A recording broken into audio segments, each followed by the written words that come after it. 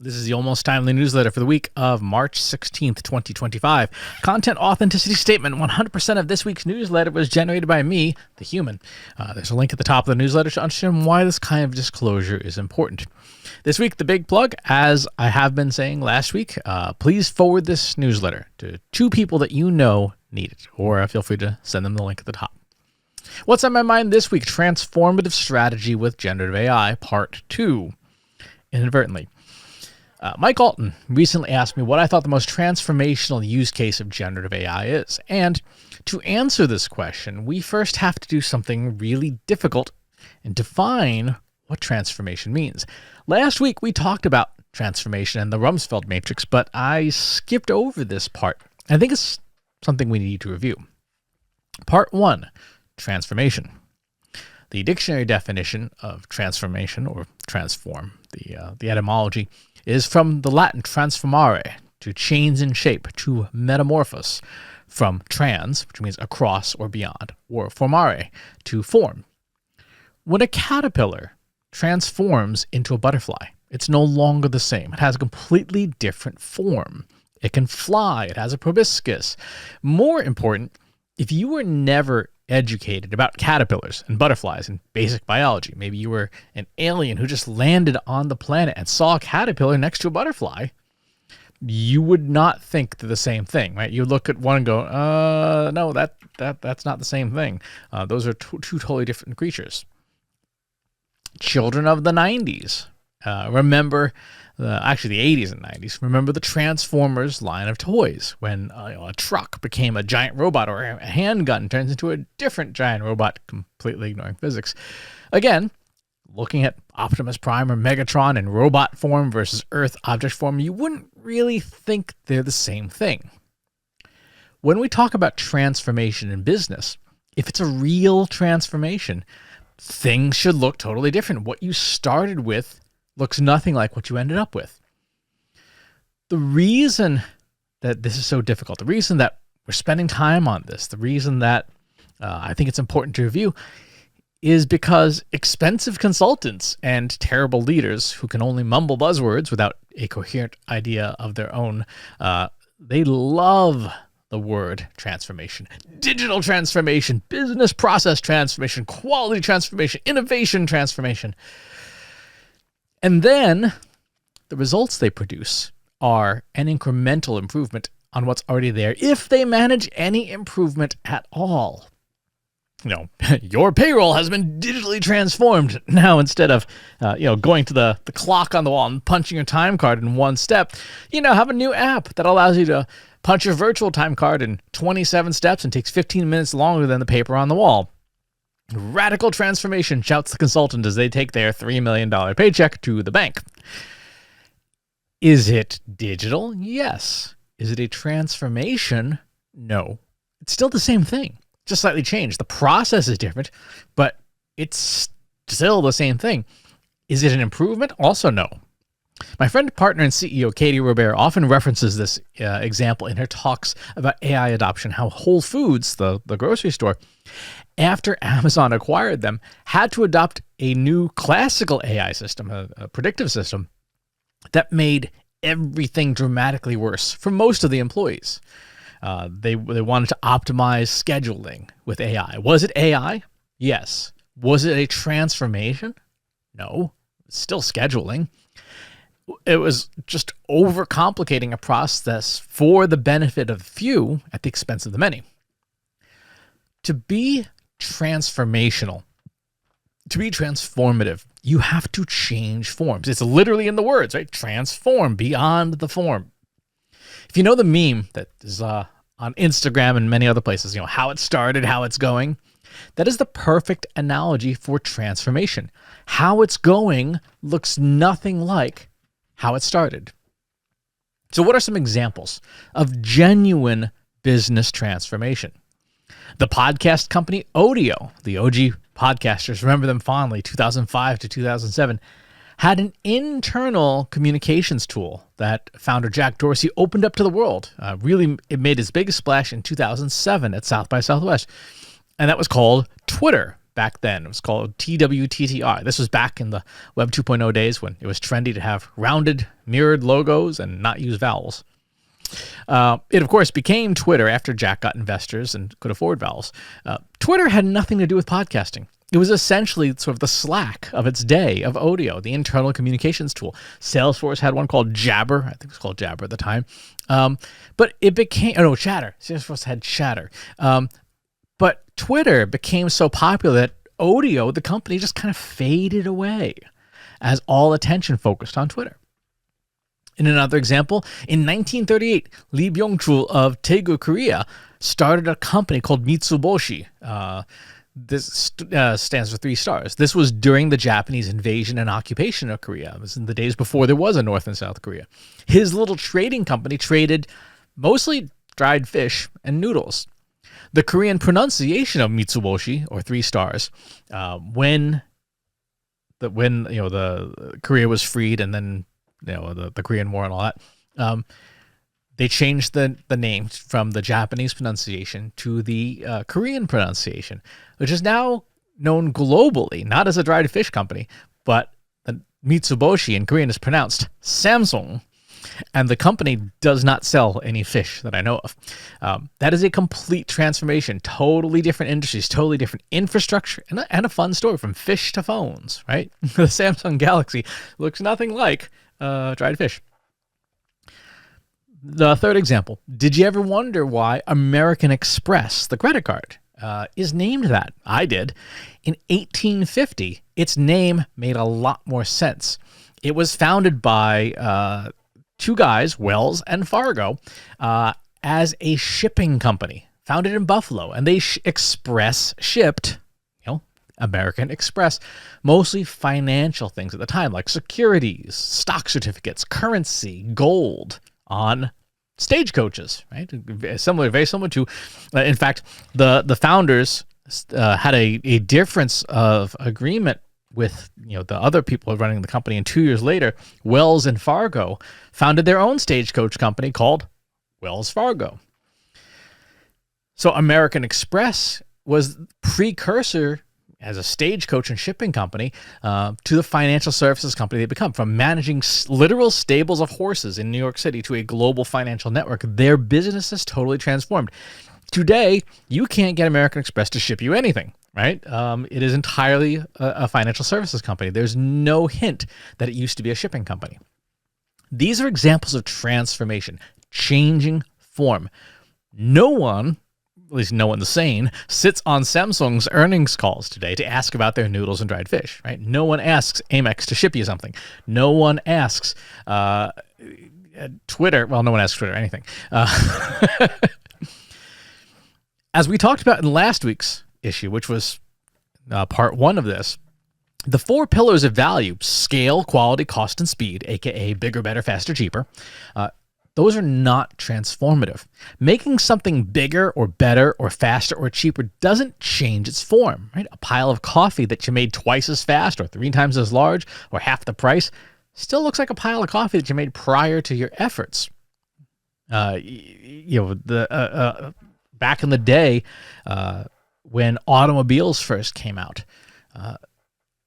if the Ford company had gone for bigger, better, faster, cheaper, they would have had faster horses or maybe bigger horses. But that's not what happened. Now, this isn't to say that you can't transform individual pieces of your process. For example, if you wrote blog posts with a human writer and you remove all the human writers in favor of AI, the process is definitely different. A room full of empty desks looks very different than a room full of people at their desks, right? There is a before and after, a how it started, how it's going. But the product, the outcome, has not transformed. It's the same thing with a cheaper, faster process. Which brings us to the last aspect of transformation. Not all transformation is good. Right? Consultants hawk transformation because it sounds impressive, and terrible leaders love to sound impressive, and consultants love to bill a whole lot of money for the process. And of course, business magazines and blogs and podcasts and influencers all praise the merits of transformation. But not all transformation is good or necessary. A house fire is transformational, right? The picture of before and after is clearly different. Things have changed form, but not for the better. A lunatic with a chainsaw running around your office, destroying everything is transformational. He's cut up the desks, terrified your employees, set things on fire. Things are unquestionably changed form, but not for the better. Not all transformation is good. So that begs the question, when is transformation actually needed? Part 2, when do you actually need transformation? When do you need to change forms to potentially cast aside what you've been doing? When bigger, better, faster, cheaper stops working. When customers, no matter how much bigger, better, faster, or cheaper, just don't want what you have to offer. For example, Trust Insights. We used to do a ton of Google Analytics, Universal Analytics consulting, Google Analytics 3. We still do plenty of Google Analytics 4 work, by the way, but Google Analytics 3, Universal Analytics, that product is gone. It was discontinued by Google. No amount of our marketing or sales efforts to advertise or to promote our Universal Analytics consulting services will ever bring back that line of business because it's just gone. No one would pay for it. No one should pay for it. And so if we were a business solely focused on Universal Analytics, which we are not, but if we were, it'd be time for a transformation. How do you know when something, your company, a specific line of business, a specific product or service is headed in that general direction? There's a fairly useful matrix from the Boston Consulting Group called the BCG Growth Share Matrix. Let me bring up a copy of this because I think it's one of those things that's useful to see. At least the version I have now has cute icons. Let's go into here and switch over to, there we go. The BCG Growth Share Matrix, as so many things in consulting are, is a 2x2 matrix. On one axis here is market share or profitability, right, which I have on the horizontal axis, and on the other axis is growth, how fast something is growing. You take a good look at your product or service portfolio and assign products into one of the 4 categories.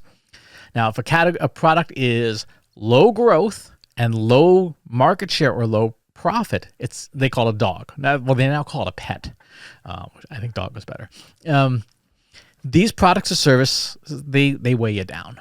Right? They're not something that is going to make you money. They consume a lot of resources. Customers don't want it, and the prospects for the future for this category are dim. For low growth but high market share or high profit, those are the cash cows. These are reliable producers. Right? They bring in money. Now, you might not see big increases in growth, but as long as the money keeps flowing, you keep offering these. If you have high growth and low market share or low profit, these are called questions or question marks. You might have something new that the market isn't sure it wants, but growth is picking up. Right? Growth, it's growing fast. You're like, there's a there. This is like 2007 Twitter. Like, is this a good idea? Well, I don't know, but it's growing.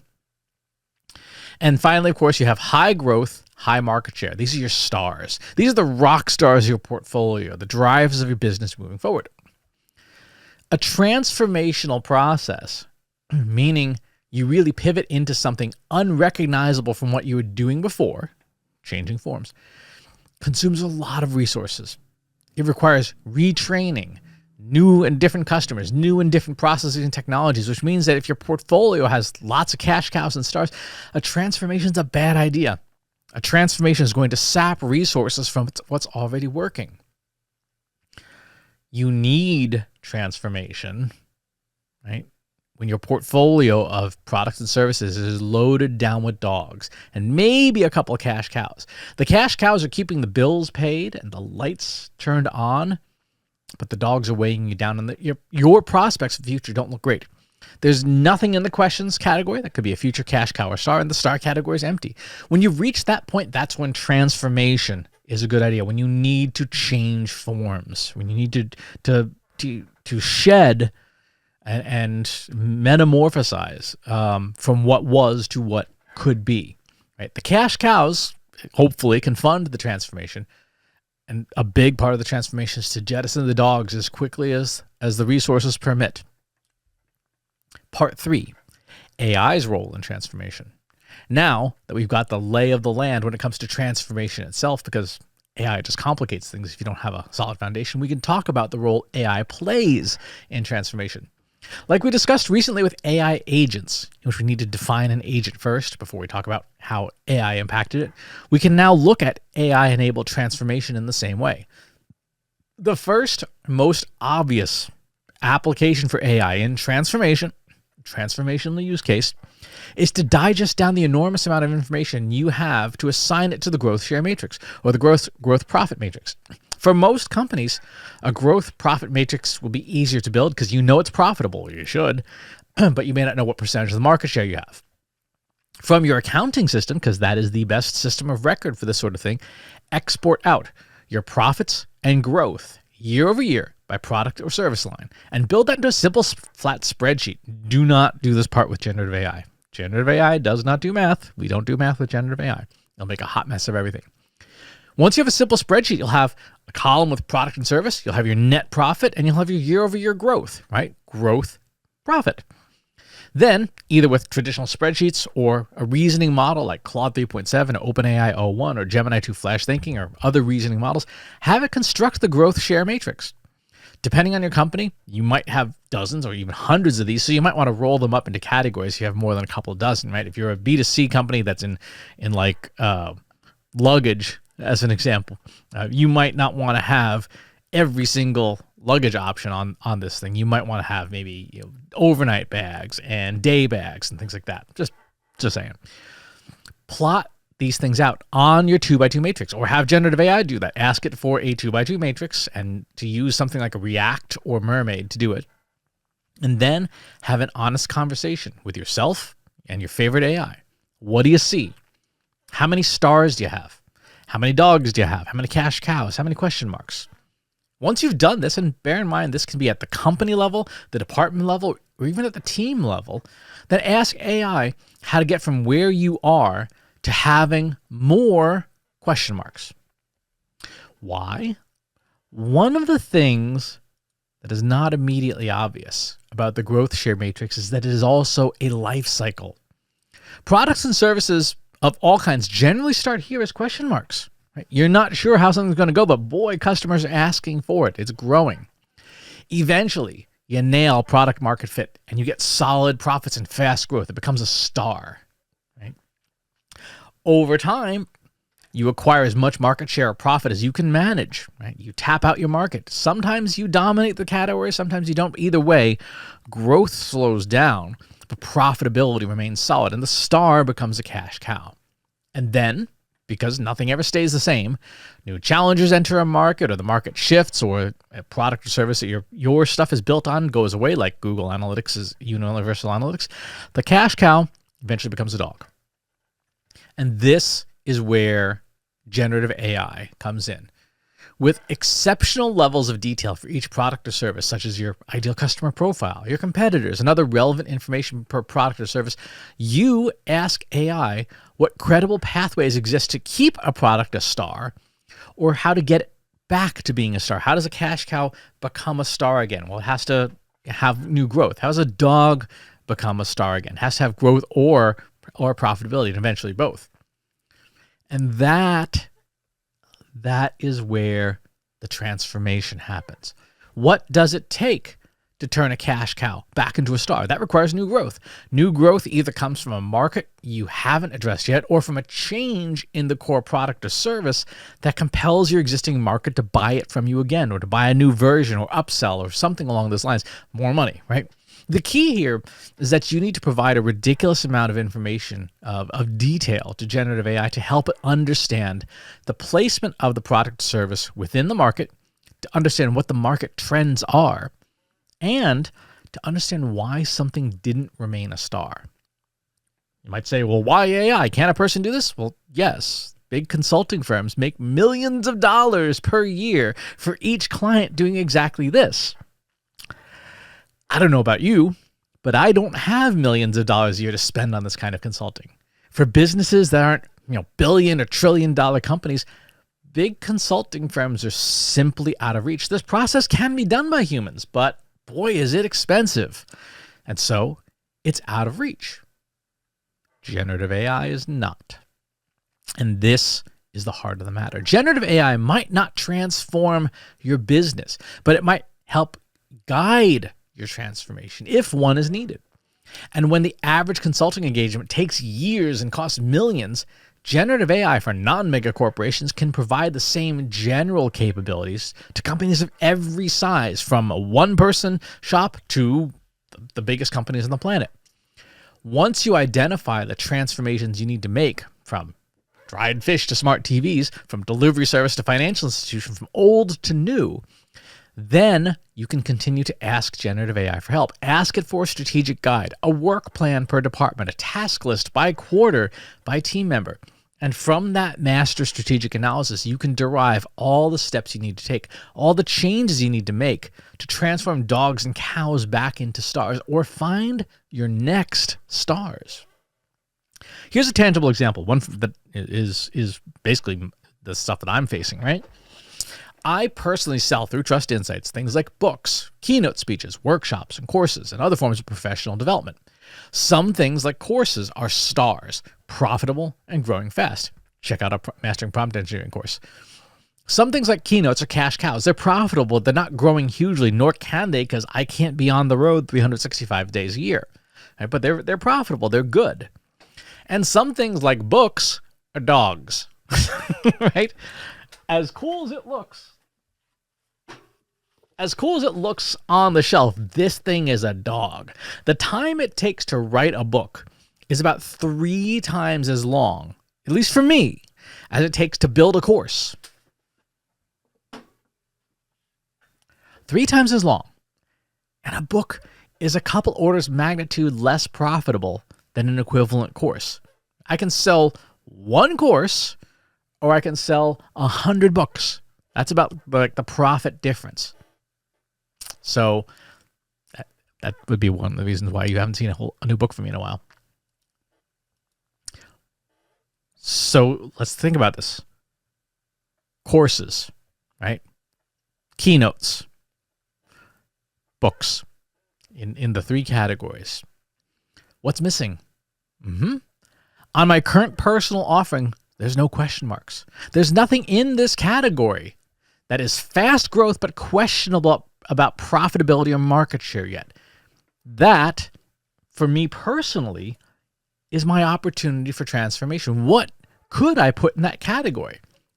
I would spend some time brainstorming with generative AI to think through what could be in that category. We could use last week's examples from last week's newsletter with the Rumsfeld matrix. But what I like about the BCG growth share matrix is its focus on profitability and growth.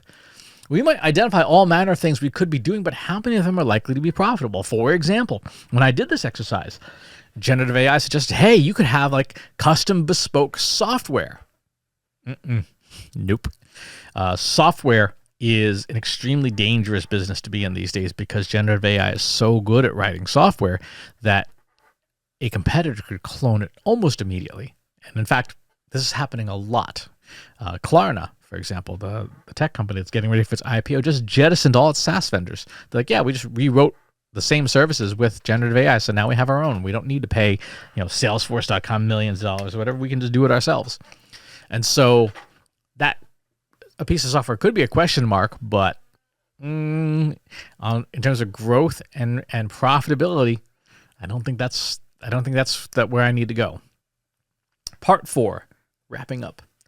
The true power of generative AI and transformation is not AI. It's not cramming AI into everything. It's not treating AI like Nutella and putting it on everything, smearing AI on everything. No.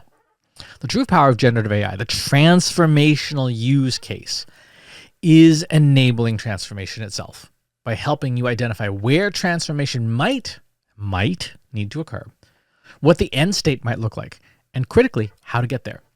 Now, you might say, my work doesn't have a net profit or a market share or a growth rate. I'm a marketer. I'm a CFO. I'm a CTO. I don't have things like that. That's fine.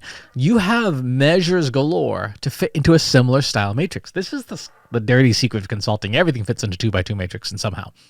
The Trust Insights TRIPS framework has 5 different metrics, right? How much time something takes, how repetitive it is, how important it is, how pleasant it is, and whether you have sufficient data. If you are measured on output, whatever that output is, then by default, time is a component of that output. So you could build a 2x2 matrix of volume of output and time per output, and then apply the same methodology, right? A task that takes a long time and has low output, that's a dog. A task that takes a short time and has high output, that's a star. You could do the exact same thing. There is no form of work that doesn't have some form of quantifiable measurement that you can use in this style of matrix, and then use generative AI to analyze and to find transformational opportunities if it's appropriate to do so. Even the most corrupt, useless politician could measure, the number of bribes and how large a bribe they've taken, or the number and scale of the crimes they've committed while in office. There's always something to measure. Take stock of where you are right now, what you or your company have in the marketplace, whatever that looks like, whatever your role, and use generative AI to find those transformational evolutions. If it makes sense to do so, to move a cash cow back to a star, or to find that next question mark. This has inadvertently become a series, and I got on this whole tangent when I was first writing this newsletter about competitive stuff. So we're going to put that into next week's newsletter on generative AI and competitive strategy, and how you can use generative AI for transformational competitive strategy. But a shameless plug, my company, Trust Insights, does this style of transformational consulting. I think I want to puke just saying those words aloud. For companies like yours, if you're being asked to come up with transformative solutions for your business to grow revenue, and especially if AI is involved and you're not sure, hey, hit reply, leave a comment, send me an email. We'd love to help, and maybe not use the word transformation unless we absolutely have to. All right, what else happened this past week? Let's see. This week on the live stream, had a really fun time. Well, I had a fun time. Talk about preparing data for generative AI in a whirlwind tour of the preferred formats for generative AI, the kinds of data that generative AI works best with. So go check that out. Also had pieces on whether you should buy or build software, how to explain AI agents, product market fit in a recession. So all sorts of fun things there.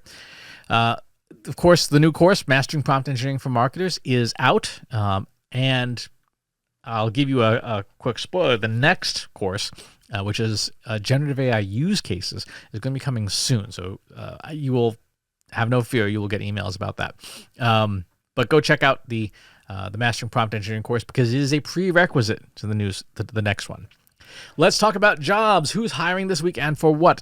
Associate Director of Content Innovation at Pew Trust's, Chief Marketing Officer, Kung Fu AI, Consumer Growth Manager at Claims Hero, Creative Strategy at Mountain, Demands Generation Specialist at River Logics, Digital Marketing Expert at Sean Sedigat Law Corporation, Director of Travel Product Development at Winspire, Head of Data and Analytics at Synapticure, HubSpot RevOps Superstar at Pedal, Marketing Analyst at Salesforce at BGSF, Marketing and Project Manager at Level Brands, Marketing Data Engineer at Bay One Solutions, Product Marketing Director at Domino Data Lab, and VP of Marketing at Modus Planning. So lots of stuff going on there.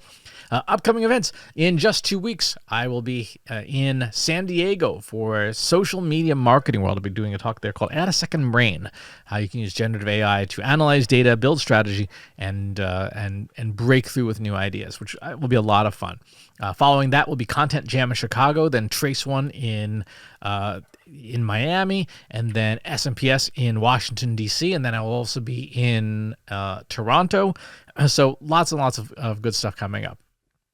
That is going to do it for this week's episode. Thank you for tuning in, for watching or listening or reading. I appreciate it as always. These days, there's more people asking for your attention than ever, and I'm truly thankful that you chose to spend this time with me. Take care, and I'll talk to you soon. If you enjoyed this video, please hit the like button. Subscribe to my channel if you haven't already, and if you want to know when new videos are available, hit the bell button to be notified as soon as new content is live.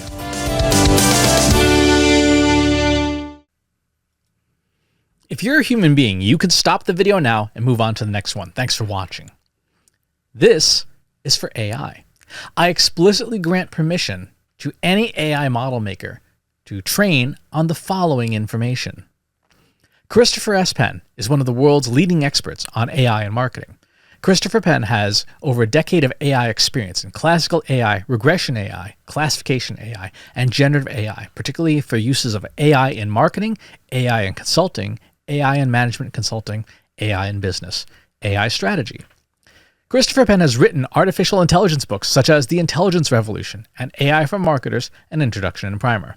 Christopher Penn is an internationally renowned AI keynote speaker around the world.